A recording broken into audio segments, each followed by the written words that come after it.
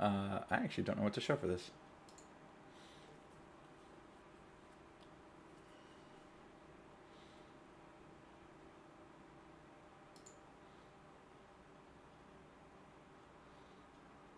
Yeah.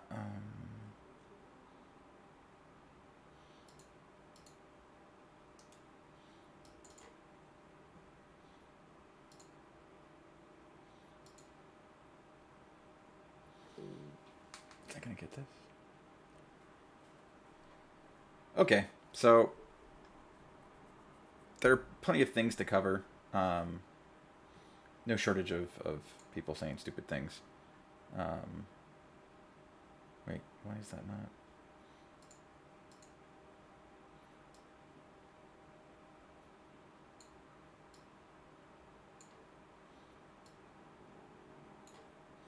Technical difficulties.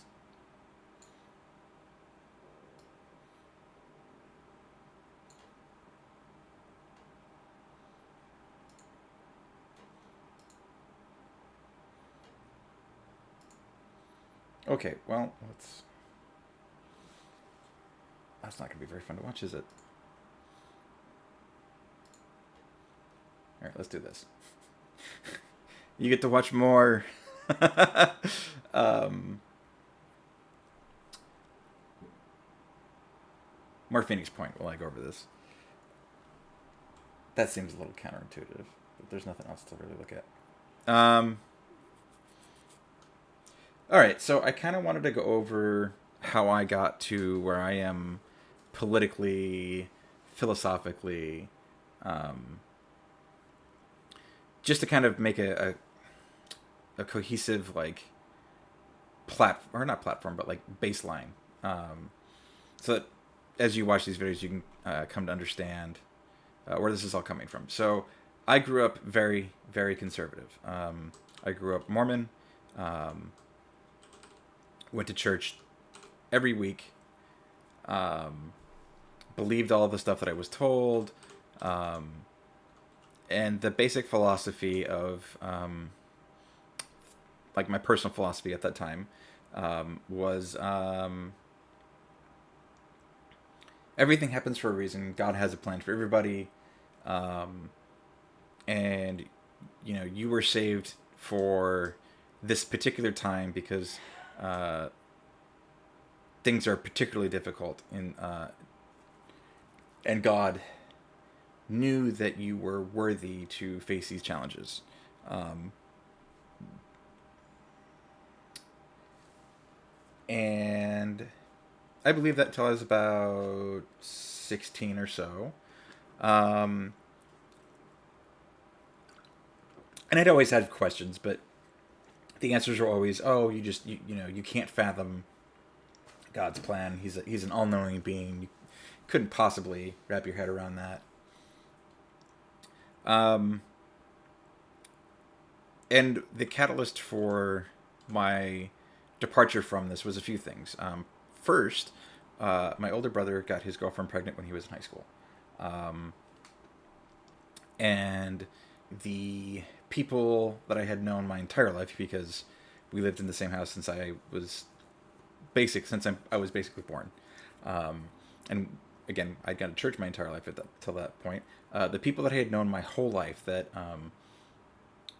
they very quickly turned on our family. Now, I didn't experience a lot of like negativity, but I was definitely left out of things. At least the kids from my age, uh, and that is one of the major things that like most people who grew up Mormon will tell you, is that like there's definitely an in group, and if you're not part of that in group, like not a whole lot that people are going to do to try to bring you into that group. But yeah, so that was my experience there. Um, but my mom in particular was kind of ousted. The fact that my brother made poor choices in their estimation um, conveyed to them this idea that my mom was a bad mother, which my mom was not. My mom was the major breadwinner in the family, which was another point of contention um, in that group. That women are not only not supposed to work, if they are working, they're not supposed to be the one bringing home most of the money, right? So there was, we didn't really fit into the expectation or the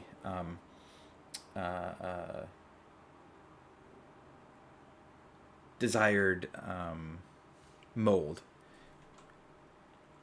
But anyways, so that kind of hit my mom pretty hard emotionally. These are people who aren't supposed to be judging and stuff like that.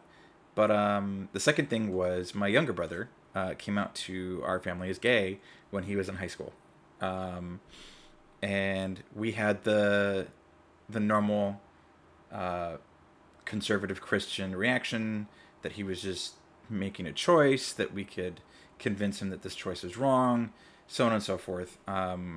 And we were not supportive. We were not kind. I wouldn't say we were overly mean, and especially coming from the perspective of, well, we were trying to save him. We did try to convince him that this was not the appropriate choice, right? Because again, the conservative or the Mormon belief in this, at least, is that that being gay is a choice, that you can choose to not do these things, or at least it was at the time. I don't know if the church has changed their understanding of that subject, but regardless, he came out, and we were not supportive, and we were not good to him. Because of that, he had to defend his positions. He had to try to explain to the five of us that my mother, myself, my older brother, my mother, my father, myself, my older brother, and my sister. He had to try to explain to us, that this is just how he was. There wasn't a choice involved. That this wasn't wrong. Which, after years and years of talking, we'd come to a better understanding of these things. And there wasn't really a like aha moment. There wasn't an epiphany. But because that made me question one thing, I started questioning other things. And this didn't really culminate into a final change in perspective until much later in my life. I was in my mid-20s when I started to realize that the things I had been told about,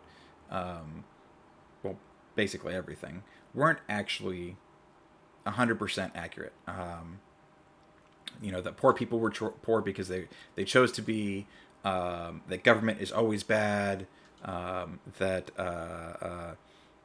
the bad things that happen in this world are because they're part of God's plan. Like there were a lot more questions than there were acceptable answers, or answers that made sense. And this all kind of came to a head around 2008, more like 2007, when Barack Obama was running for president. And the explanations that were, so one thing that I haven't brought up yet was my dad listened to a lot of talk radio, conservative talk radio, obviously.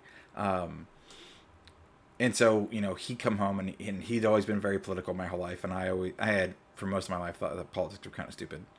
But he would talk about Barack Obama and why he should be president. And some of the things just didn't make much sense to me. Like the idea, the birtherism stuff, the fact, the idea that Obama was a secret Muslim. That kind of, and it was the stuff along those lines that caught my attention. It was specifically the rhetoric around Obama that made me question the veracity of these ideas. And I'd say where my real turnaround came was during the 2016 primaries. I'd never heard of Bernie Sanders, but I knew who Hillary Clinton was, and I knew I didn't like her. Very shortly prior to this, I had started listening to, or not started listening to, I had come across the works of a man named Simon Sinek, and his very first piece of work was called Know Your Why, which I won't get into, but it very much it gave me a new perspective on a lot of things. And it didn't like change my world, but it definitely made me see things from a different perspective. Um, but the real thing that really kind of clicked and brought a lot of things into place was his second piece of work called "Leaders Eat Last," and this is primarily what changed my view on basically everything. Um, and so when leaders eat last, the basic premise is that positions of authority do not exist to instill those people in those positions with perks. Positions of authority are about responsibilities. That the reason why groups uh, nominate leaders is because those leaders are supposed to protect the groups. Um, and he explained this in very, very simple terms. When we were cavemen, the alpha of the tribe, for lack of a better word, the alpha, for lack of a better word, of the tribe, um, received deference. Right?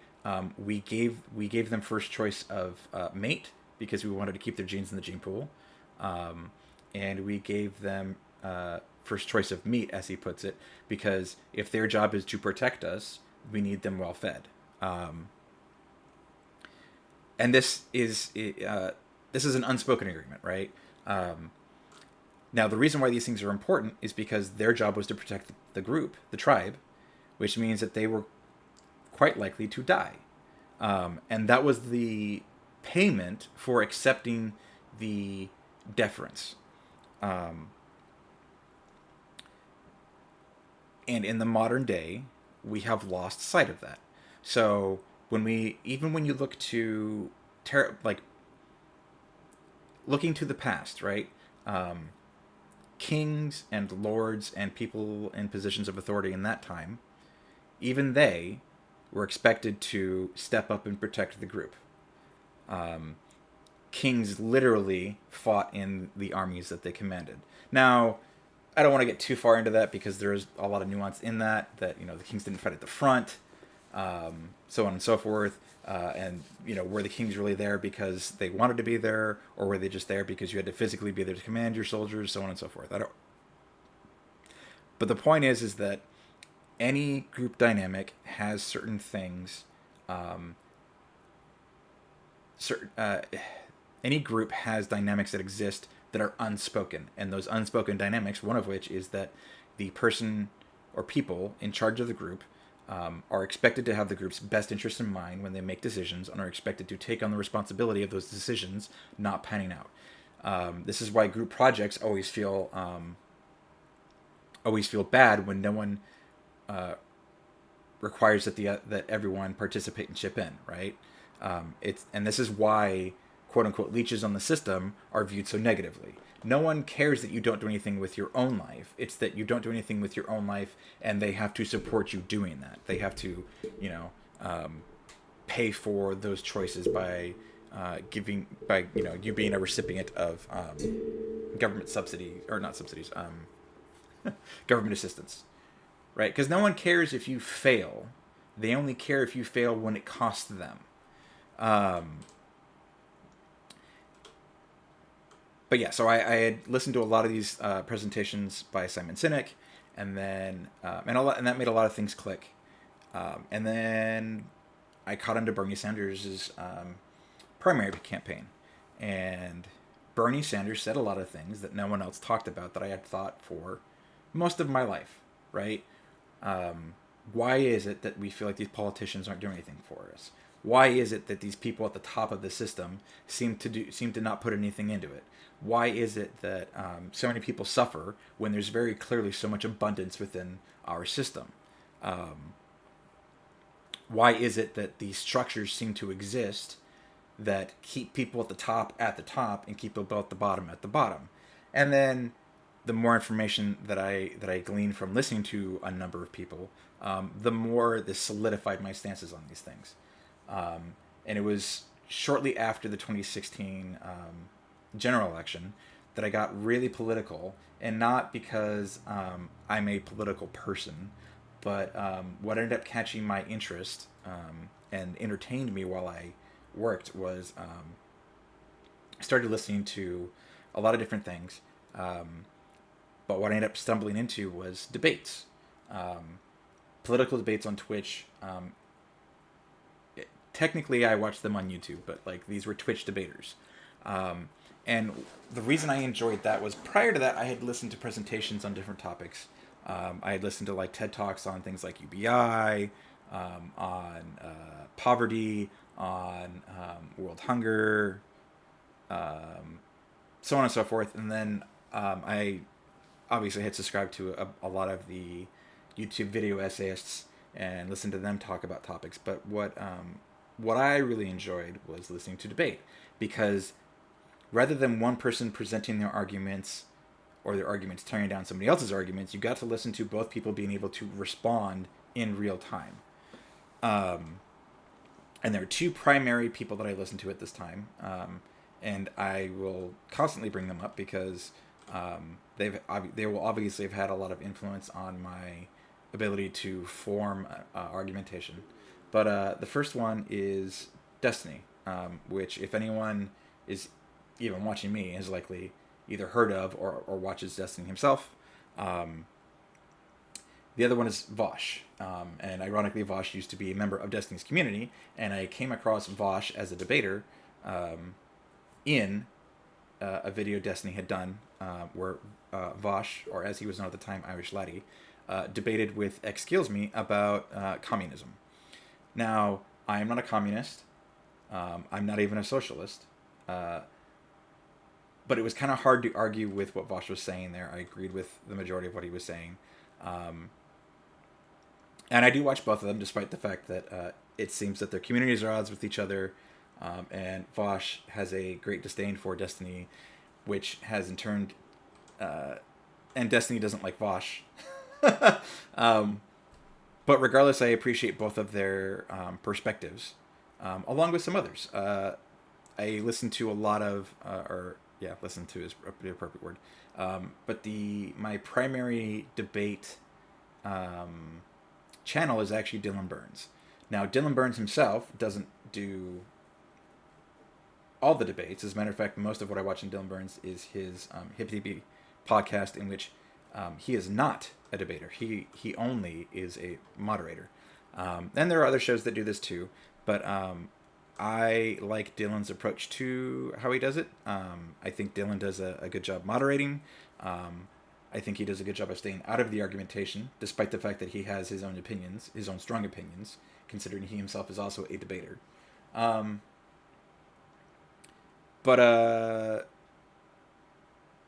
that's where I get most of my information from, is listening to debates. Also, to be fair, I do consume a lot of Hassan, but that's more from a news perspective. Hassan says a lot of things that are left aligned or socialist aligned. I have some major issues with Hassan, but not about how he talks about things. My issues with Hassan are about what he does with the resources at his disposal, which I won't get into. And then the other channels that I consume quite a bit of, again, for news, is Secular Talk, which was one I got into back prior to the 2016 primaries, as well as the Majority Report. So that kind of explains where a lot of my information comes from. That being said, I don't agree with... I don't align exactly with any of these people. I wasn't really sure how to phrase that, but I don't align with any of these entities. That sounds like because some of them are technical. The TYT is also a channel I consume a bit of, but I don't fully agree with any of them. And I think that's actually pretty normal. I think if you're in full agreement with anyone that you listen to for your information, I believe that's because you are getting your positions from them and not forming your own positions based on the information that they're presenting. I take issue with some of the things that Vosh says. I take issue with some of the things that Destiny says. I'm going to be honest, I don't disagree with Sam all that often. Kyle Kalinske, who is Secular Talk, he said some things that I don't agree with, and TYT has said some things that I strongly disagree with. But regardless, this does kind of, I don't want to say taint my information, but it does put a specific bend on it, right? But anyways, I do evaluate this through my own lens, and the way I look at these things is something that I don't want to say a system, but like my view on how things should be handled. I've reached myself, and the way I look at things is I don't want to say I'm a sock dem because I'm more left than that, but I don't believe that socialism. I don't believe that capitalism is this inherently bad thing. I don't believe that the systems that we currently have are fundamentally flawed, and I don't believe that things like socialism are the solution. I think that these are systems that are controlled by people, that we have the ability to, we absolutely have the ability to alter these systems to make them work for more people than they currently do. And I don't believe that government is inherently good, just like I don't believe, but I also don't believe that it's inherently bad. I believe that, again, this is a system that we have put into place, and as long as it's controlled by the people who it affects, it's a tool that we can use for positive outcomes. The issue, as I see it, is a number of things, but primarily people have the processes through which we achieve these, or through which we execute these things, people don't understand, or don't understand enough. I believe that because of our understanding of a number of things, but all of them psychological, that things such as like news organizations are able to manipulate the information that people receive, as well as the information that they give to match a narrative that is pushed by the corporations that own them, and that in itself isn't problematic. What is problematic is the fact that the consolidation of that power in the hands of so few is what's caused the issue.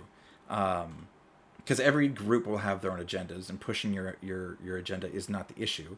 The issue is the pushing of an agenda without a commensurate push back.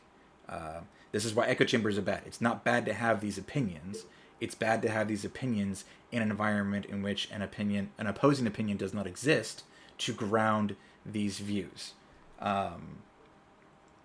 And I look at everything from a perspective of, is this more beneficial to the group at large, and what are the costs associated with it? So I don't care if government runs a program. I care if government running the program is the best way to handle it, which is typically a scenario in which the costs are large, but the benefits are necessary. So an example is, I don't want private roads, because private roads would only be built in places where they can make money off of it, because that's what private ownership primarily is about, is being able to make a profit off of the ownership of it. Just like I don't care about the government controlling the police, but you don't want a profit motive when it comes to policing, just like you don't want a profit motive when it comes to firefighting, just like you don't want a profit motive when it comes to healthcare, just like you don't want a profit motive when it comes to utilities. And this is where I draw my distinctions. I don't care. I care about outcomes, but aside from that, everything is either a system or a process, and this does not mean that any system or process is inherently negative or positive. I look at these as tools on a tool belt. And in the same way you wouldn't use a hammer to drive in, like you can use a hammer to drive in a screw, but it's more effective to use a screwdriver because the screw loses a lot of the benefit of it being a screw if you drive it in with a hammer, right? So working in safety myself, there's also an understanding of a lot of the things is about mitigating negative outcomes. Um, that you cannot possibly plan for everything. That there are always going to be things that quote unquote leak through the cracks. Um, but you do the best you can with the systems and tools that you have at your disposal. And the goal is always to mitigate as much as possible, um, so that those who are on the uh, resulting end of that system have the best outcomes possible. Now, that doesn't mean that everyone has a positive outcome. That doesn't mean that you've eliminated all negative outcomes. But you are ideally setting up a situation in which most people have a overall positive experience with the outcomes, or at least as much as possible.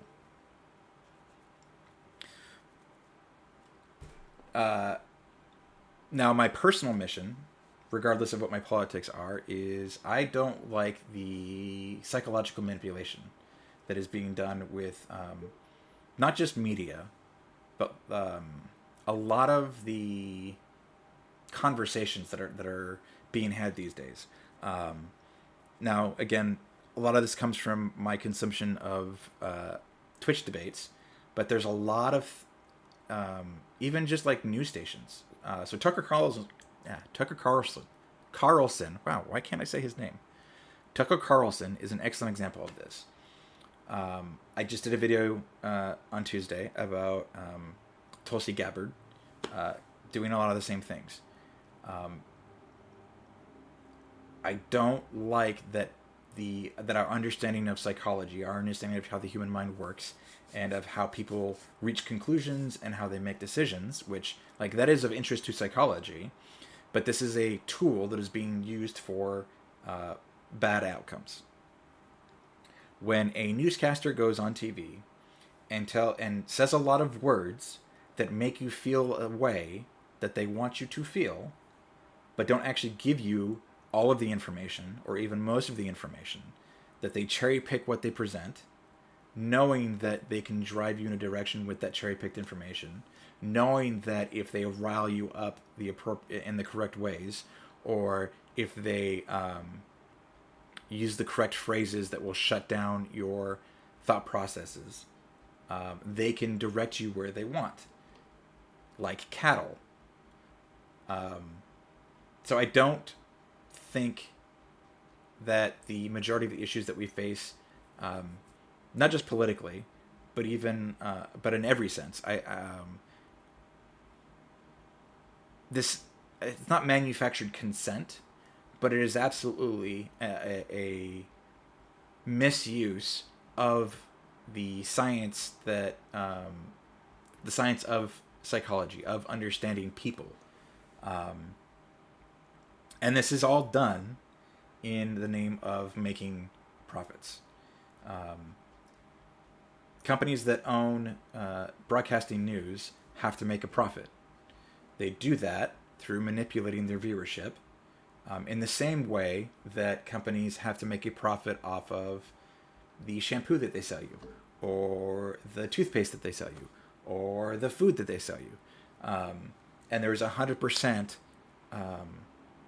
marketing is about psychologically manipulating you into making a connection with the products, or making you see them as desirous, which we absolutely know how to do when it comes to people. We know how to, like, marketing is literally how do you trick people into wanting something that they either need or, in the cases that they don't need, want.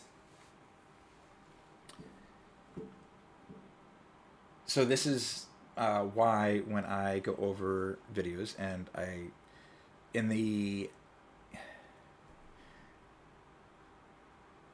in an attempt to be fair, I do need to cover more lefties doing this, so I will be looking for videos of that kind. However, that will be a little more difficult than finding conservatives saying things that are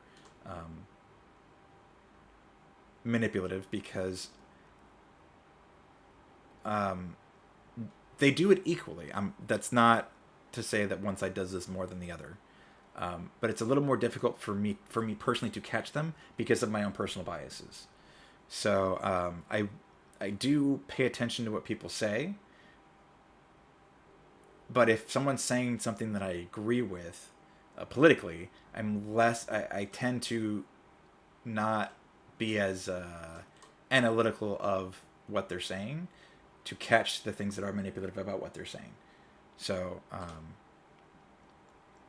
yeah, that's kind of where I came from, and how I ended up where I did, and my basic philosophy on how I look at things, and what I'm looking to do with this channel. So I will be making an effort to stream every Tuesday and Thursday. Or I shouldn't say making an effort. I will be streaming every Tuesday and Thursday. I may not always have content planned, so I may not have a video to dissect, or sorry, I may not have a video to analyze. But the goal is to just be on here consistently. And I will also be looking to, I'm likely going to start streaming just myself playing video games, just because that's what I do with my free time anyways. But if I'm doing that, that will be on my gaming channel, which I will be keeping separate.